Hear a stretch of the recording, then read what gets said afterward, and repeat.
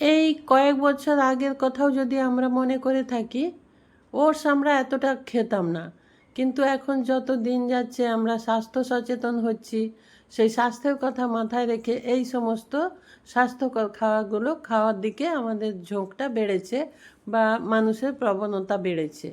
Oats একটা খুব সুন্দর স্বাস্থ্যকর খাবার, যেটা ফাইবারে পরিপূর্ণ। এটা খেলে শরীরের জন্য অনেক উপকার, অনেক। সেই জন্য বেশিরভাগ ব্রেকফাস্টে আমরা এটা খেয়ে থাকি, কিন্তু রোজ রোজ যদি এটা আমরা একইভাবে রান্না করে থাকি সেটা আমাদের ভালো লাগে না। তাই আমরা এটাকে বিভিন্নভাবে রান্না করতে পারি। আজ আমি একটা ওটসের রেসিপি আপনাদের সাথে শেয়ার করব, দেখুন, হয়তো আপনাদের খারাপ লাগবে না। নমস্কার, আমি মাধবী। আপনারা এখন দেখছেন রান্না ভালোবাসি। রান্না ভালোবাসির আরও একটা নতুন রেসিপি নিয়ে সবাইকে স্বাগত জানাই। আজ আমার রেসিপিতে থাকছে ওটসের ব্রেকফাস্ট রেসিপি, সুন্দর হেলদি একটা রেসিপি। তার জন্য আমি আমার পরিবারের প্রয়োজন মতো ওটস নিয়েছি, আর ওটসটা একটু কড়াইতে ভেজে নিয়েছি, হালকা করে ভেজে নিয়েছি। ওটস ভাজার সময় সুন্দর একটা গন্ধ বেরিয়ে আসবে, কিন্তু ওটসটা লাল হবে না, সেই রকমভাবে ওটসটা ভেজে নিতে হবে। তারপর ভেজে ওটা ঠান্ডা করে নেব। আর এদিকে একটা বোলের মধ্যে 3টে ডিম ভেঙে নিয়েছি, একটা ডিমের কুসুম আমার ভেঙে গেছে, যাই হোক 3টে ডিম নিয়েছি, নিয়ে ডিমটা ভালো করে ফেটিয়ে নিয়েছি। আর ওদিকে ওটসটা কিন্তু ঠান্ডা করার পর আমি মিক্সার গ্রাইন্ডারে দিয়ে গুঁড়ো করে নেব, ওটসের আটা বানিয়ে নেব। এই ডিমের মধ্যে দিয়ে দিলাম কুচনো পেঁয়াজ, ছোট ছোট করে কেটে রাখা পেঁয়াজ দিয়েছি 2 টেবিল চামচ। আর এই দেখুন ছোট ছোট করে কাটা একটা টমেটো, ক্যাপসিকাম, ধনেপাতা, কাঁচা লঙ্কা, এই সব কিছু এই ডিমের মধ্যে মিশিয়ে দেব। এই সব কিছু এখন দিয়ে দিচ্ছি। দেখুন সব কিছু দিয়ে দিলাম, দিয়ে ভালো করে মিশিয়ে নেব। তারপর এর মধ্যে প্রয়োজন মতো নুনটুকুও দিয়ে দিতে হবে, নুন দিয়ে দেব, দিয়ে ভালো করে মিশিয়ে নিচ্ছি। আর আপনারা যারা আমার এই রেসিপিটা দেখতে শুরু করেছেন, একটা লাইক দিয়ে দিন, লাইক দিয়ে ভিডিওটা কন্টিনিউ করুন। আর এখানে দিয়ে দিলাম 1/2 চামচের থেকেও কম, 1/4 চামচ অরিগ্যানো দিয়েছি, দিয়ে ভালো করে এটা সব কিছু মিশিয়ে নিচ্ছি। এইগুলো মিশিয়ে নেওয়ার পর এখানে আমি দিয়ে দেব দুধ। আমি দুধ ততটাই ব্যবহার করব যতটা আমার এখানে প্রয়োজন হবে। অল্প অল্প করে দুধ দিয়ে এটা ভালো করে মিশিয়ে নেব। একসঙ্গে পুরো দুধটা দিয়ে দেব না, কারণ এখন আমি বুঝতে পারবো না কতটা দুধ লাগবে। ওটসের পাউডারগুলো বা ওটসের যে আটা বানিয়েছি সেটা দেওয়ার পরও আবারও দুধ লাগতে পারে, সেই জন্য বলছি অল্প অল্প করে দুধটা দিয়ে দেব আমি। দুধ দিয়েছি, ভালো করে মিশিয়ে নিয়েছি। এখন ওই ওটসের আটাগুলো দিয়ে দিলাম। ওটসের আটা দিয়েছি, এখানে চাইলে 2 চামচ গমের আটা দিয়ে দিতে পারেন বা নাও দিতে পারেন, কিন্তু আমি এখানে 2 চামচ গমের আটা দেব। তার আগে এটা ভালো করে মিশিয়ে নিচ্ছি। এখানে আরও কিছুটা দুধ লাগবে, সেই দুধটা দিয়ে দেব পরে। আর এখন আমি এর মধ্যে দিয়ে দেব 2 চামচ আটা, খুব বেশি দেব না কিন্তু। এই যে দেখুন ছোট চামচ নিয়েছি, এই চামচের 2 চামচ আটা দিয়ে দিলাম, 1.5 চামচ মতোই দিলাম, 2 চামচ তাও দিলাম না। দিয়ে ভালো করে আবারও মিশিয়ে নেব। সব কিছুর সাথে খুব সুন্দর করে কিন্তু এটা মিশিয়ে নিতে হবে, খেয়াল রাখতে হবে যেন দলা না পাকিয়ে যায়। আরও একটু দুধ দিয়ে দেব। আর এই দুধটা আমি ভালো করে ফুটিয়ে ঠান্ডা করে নিয়েছি, সেই ঠান্ডা দুধটাই এখানে ব্যবহার করছি। আবারও ভালো করে মিশিয়ে নিলাম। দেখুন এটা একটা বেশ সুন্দর ব্যাটার হবে, খুব পাতলা না আবার খুব ঘন না। এখানে দিয়ে দিলাম সাদা তেল 1 টেবিল চামচ। দেওয়ার পর আবারও ভালো করে ফেটিয়ে নিতে হবে, কারণ তেলটা সব কিছুর সাথে মিশে যেতে একটু সময় লাগে। আমরা যেটা বলে থাকি তেল আর জল একসাথে মেশে না, কিন্তু তবুও আমাদের মিশিয়ে নিতে হবে। তার জন্য একটু সময় নিয়ে এটা ভালো করে ফেটিয়ে নিতে হবে। এ দেখুন এবার একটা হাতা নিয়ে আমরা দেখে নেব যে ব্যাটারটা ঠিকঠাক হলো কি না। খুব বেশি দেখুন একদম যে পাতলা হয়ে গেছে তা নয়, আবার খুব ঘনও নেই।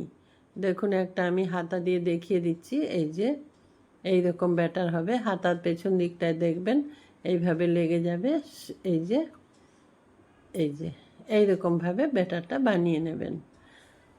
আর এখানে যে কাঁচা লঙ্কাটা ব্যবহার করেছি, আপনারা চাইলে এটা স্কিপ করতে পারেন যদি বাচ্চাদের জন্য বানিয়ে থাকেন। আবার যদি মনে করেন এটা একটু ঝাল ঝাল খাবেন, তাহলে একটু লঙ্কাটা বাড়িয়েও নিতে পারেন। এখন ফ্রাই প্যান বসিয়েছি। ফ্রাই প্যানে দেখুন খুব হালকা করে তেল ব্রাশ করলাম।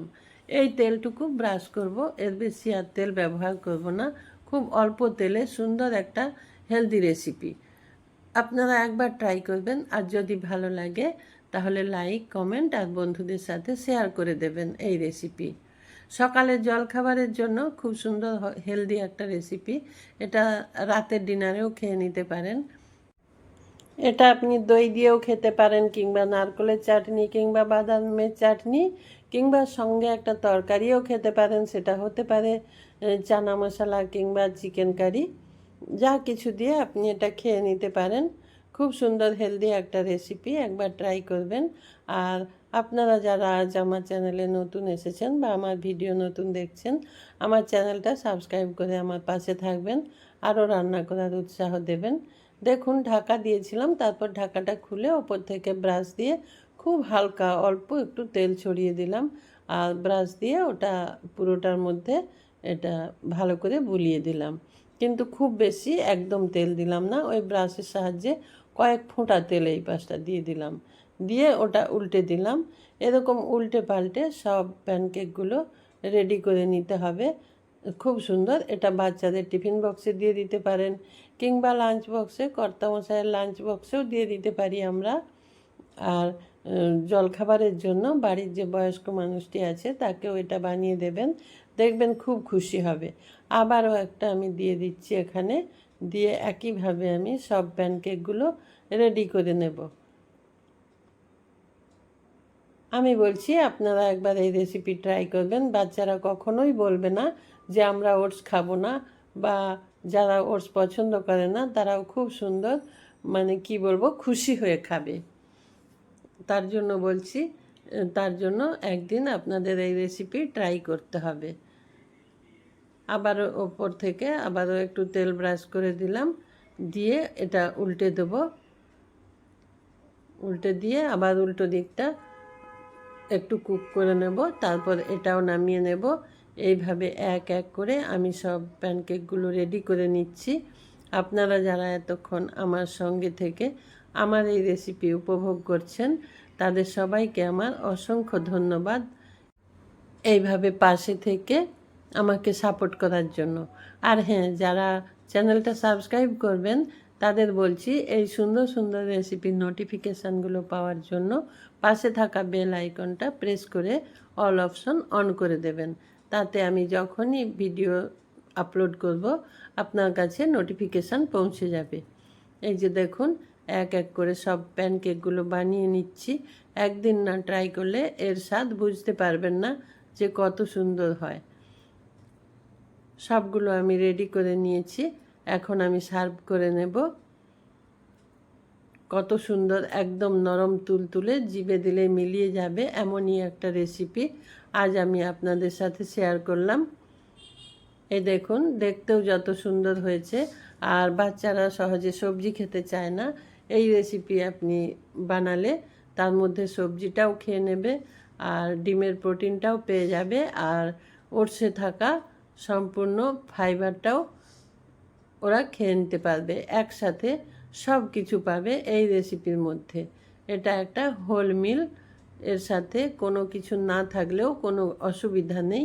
সেই জন্য বলছি, দই কিংবা যে কোনো বাদাম কিংবা নারকেলের চাটনি দিয়েও অনায়াসে খেয়ে পেটটা ভরিয়ে নিতে পারে।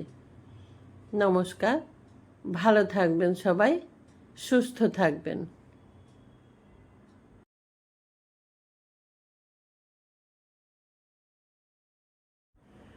আর সুস্থ থাকার জন্য এই সমস্ত রেসিপিগুলো ট্রাই করবেন।